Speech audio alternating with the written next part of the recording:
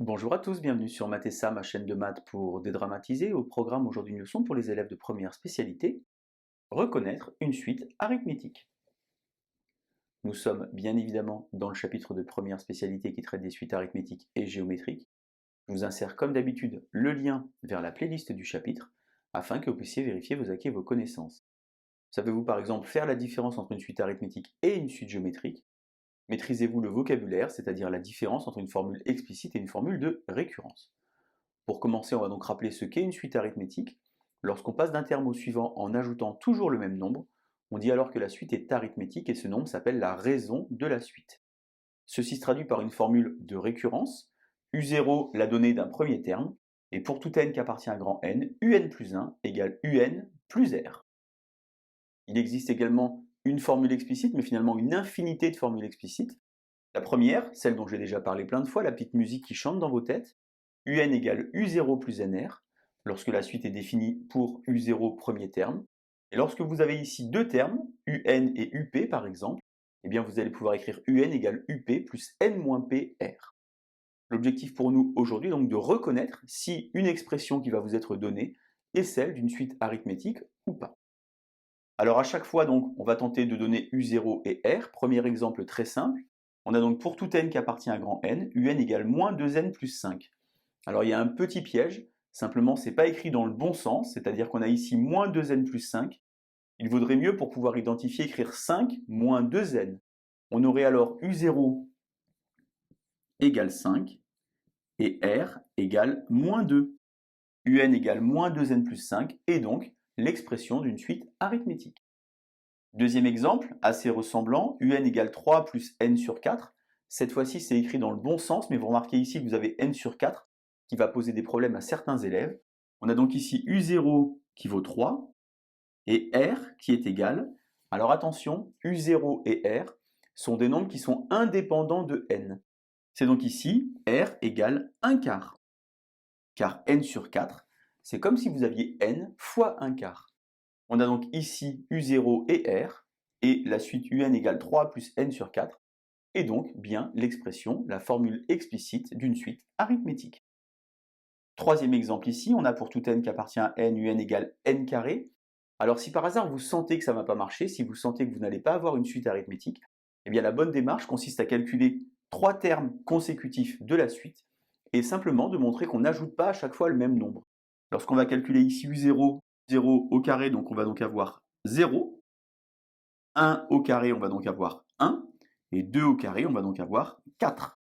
Un petit peu de couleur pour bien comprendre ce qui se passe. Pour passer de U0 à U1, je fais donc ici plus 1, et pour passer de U1 à U2, je fais donc ici plus 3.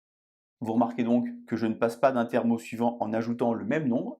J'ai finalement exhibé un contre-exemple, et je peux donc dire ici que ma suite n'est pas une suite arithmétique.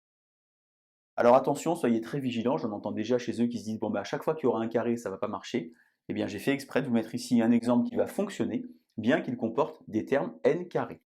On va donc utiliser ici quelque chose que vous avez appris en classe de seconde qui s'appelle les identités remarquables. Je vous insère le lien vers la vidéo si vous voulez vous entraîner. On va donc avoir ici, en développant n carré, plus 6n, plus 9, moins n carré. Je simplifie alors comme ceci. Je vais remettre dans le bon ordre. Je vais donc avoir 9 plus 6n. Je peux donc identifier ici qui sont U0 et R. U0 plus NR. U0, 9. R, 6. La suite UN égale n plus 3 au carré moins n au carré. Eh bien, l'expression d'une suite arithmétique, bien qu'il y ait des termes n carré. Alors il existe également une autre méthode que beaucoup d'élèves utilisent, qui consiste à évaluer la différence de deux termes consécutifs, c'est-à-dire finalement pas trop travailler avec la formule explicite, mais plutôt avec la formule de récurrence. Mais attention, attention, on ne va pas comme ici calculer les premiers termes, c'est pas avec U2, U1 ou U0 qu'il faut le faire, mais avec UN plus 1 moins UN. Regardons ce que ça donne sur un exemple très simple. Alors nous maintenant, puisqu'on a fait tout ça, on sait déjà ici que la suite UN égale 3n plus 7 est une suite arithmétique puisqu'on reconnaît U0 plus NR. On va quand même appliquer cette méthode, UN plus 1 moins UN, on va donc attention transformer l'écriture. 3 facteur de n plus 1 plus 7 moins, attention, parenthèse 3n plus 7, je distribue 3n plus 3 plus 7 moins 3n moins 7. Je simplifie alors les 7, je simplifie alors les 3n, et il me reste 3. Puisque un plus 1 moins un est égal à 3, je peux donc affirmer que la suite est arithmétique car la différence de deux termes consécutifs est un nombre constant, un nombre indépendant de n. Je vous ai préparé en dessous un petit exercice. Si vous vous sentez suffisamment à l'aise, je vous invite à mettre la vidéo en pause et à tenter de faire cet exercice. Et dans le cas contraire, on se retrouve évidemment juste après pour les résultats. Alors on va donc évaluer un plus 1 moins un. Attention, il y a du travail avec des fractions. Je vous insère le lien vers la vidéo de la classe de seconde si vous voulez travailler fractions et calcul littéral. On va donc avoir ici, attention, un plus 1. Il faut donc remplacer ici n plus 1 au carré plus n plus 1 sur n plus 1 plus 1 moins n carré plus n sur n plus 1. On va donc avoir ici n plus 2 pour le premier dénominateur et n plus 1 pour le second. Ici, rien n'a changé. Soyez juste vigilants, le petit moins concerne toute la fraction. Et ici, je vais distribuer comme tout à l'heure. Alors, je vais tout faire d'un coup, développer et réduire. N carré plus 2n plus n, ça fait donc 3n. 1 plus 1, ça fait 2. Je vais donc maintenant mettre les fractions au même dénominateur, c'est-à-dire finalement croiser, comme ceci. Je vais donc ici avoir n plus 2 facteur de n plus 1. Il faut donc multiplier n carré plus 3n plus 2 par le dénominateur de la deuxième fraction, moins n carré plus n par le dénominateur de la première fraction. J'ai donc ici n plus 2 facteur de n plus 1. Alors ici, je dois développer, réduire et ordonner. On a appris ça en classe de seconde. N carré fois n, n au cube, par exemple, n carré fois n, n au cube. Moi, je vous invite à prendre un petit brouillon, à faire une petite pause, à tenter de développer l'expression qui est ici. La réponse va donc être simplement n carré plus 3n plus 2. Alors cette réponse fait un petit peu peur, et en fait, puisque vous êtes en première spécialité, vous avez travaillé par exemple le discriminant. Soit vous utilisez delta, vous allez donc trouver deux racines qui vont donc être moins 1 et moins 2 et factoriser l'expression. Soit vous reconnaissez n carré plus 3n plus 2, finalement le développement de n plus 2 facteur de n plus 1.